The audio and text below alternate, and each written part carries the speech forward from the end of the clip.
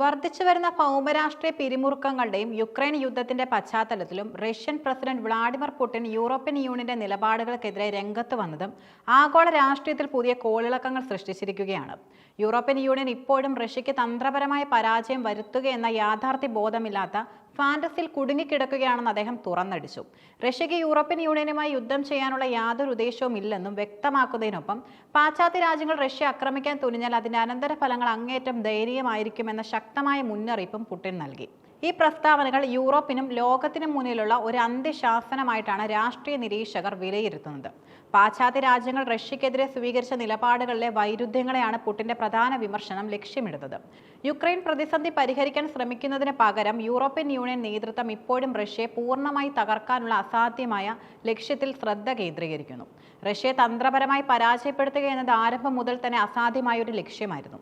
എന്നിട്ടും യൂറോപ്യൻ നേതൃത്വം ഈ യാഥാർത്ഥ്യം അംഗീകരിക്കാൻ തയ്യാറാകുന്നില്ല.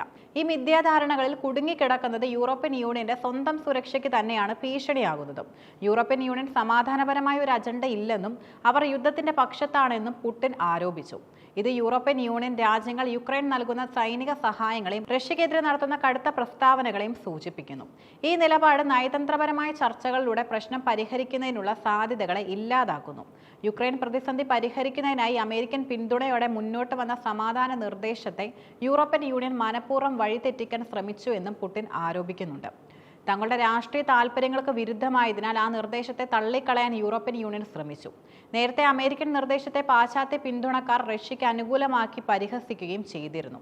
ഇത് യൂറോപ്യൻ യൂണിയൻ സമാധാനം ആഗ്രഹിക്കുന്നതിനേക്കാൾ റഷ്യൻ വിരുദ്ധ നിലപാട് തുടരാനാണ് ആഗ്രഹിക്കുന്നതെന്ന് തെളിയിക്കുന്നതായി റഷ്യൻ നേതൃത്വം വിശ്വസിക്കുന്നു. യൂറോപ്പിലെ ചില രാജ്യങ്ങളിൽ നിന്നും നാറ്റോയിൽ നിന്നും ഉയർന്നു വരുന്ന വർദ്ധിച്ചു വരുന്ന യുദ്ധക്കൊതിയുള്ള വസ്തുതകളെയും സൈനിക ഭീഷണികളെയും പുടിൻ ശക്തമായി വിമർശിച്ചു. ജർമ്മൻ പ്രതിരോധ മന്ത്രി ബോറിസ് പിസ്റ്റോറിയസ് 2028 റഷ്യയും നാറ്റോയും തമ്മിൽ നേരിട്ടുള്ള ഏറ്റുമുട്ടൽ സാധ്യമായേക്കുമെന്ന് നടത്തിയ പ്രവചനം യൂറോപ്പിൽ സംഘർഷ സാധ്യത എത്രത്തോളം വർദ്ധിച്ചുവെന്നും സൂചിപ്പിക്കുന്നു. യുക്രൈനിലേക്ക് നാറ്റോ സൈനികരെ അയക്കാനുള്ള ആശയം ഫ്രാൻസ് മുന്നോട്ട് വെച്ചതും സ്ഥിതിഗതികൾ വഷളാക്കുന്നു. ഒരു നാറ്റോ രാജ്യത്തിന്റെ സൈന്യം യുക്രൈൻ മണ്ണിൽ റഷ്യൻ സൈന്യവുമായി നേരിട്ട് ഏറ്റുമുട്ടുന്നത് ലോകത്തെ വലിയൊരു യുദ്ധത്തിലേക്ക് നയിച്ചേക്കാം.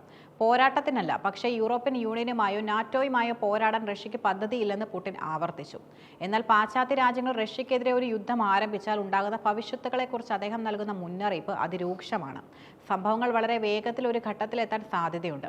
അവിടെ നമുക്ക് ചർച്ച ചെയ്യാൻ ആരും അവശേഷിക്കില്ല. ഇതൊരു ആണവ യുദ്ധത്തിന്റെ സാധ്യതയിലേക്കുള്ള പരോക്ഷമായ സൂചനയായി വിലയിരുത്തപ്പെടുന്നു. റഷ്യൻ സുരക്ഷ അപകടത്തിലാകുമ്പോൾ തങ്ങളുടെ സൈനിക സിദ്ധാന്തങ്ങൾ അനുസരിച്ച് പ്രതികരിക്കാൻ റഷ്യ മടിക്കില്ല എന്ന അന്ത്യശാസനമാണ് പുടിൻ നൽകുന്നത്. യൂറോപ്യൻ യൂണിയൻ രാജ്യങ്ങളുടെ പ്രതിരോധ ചെലവുകൾ അസാധാരണമാംവിധം വർദ്ധിപ്പിക്കുന്നതിനെ പുടിൻ വിമർശിച്ചു.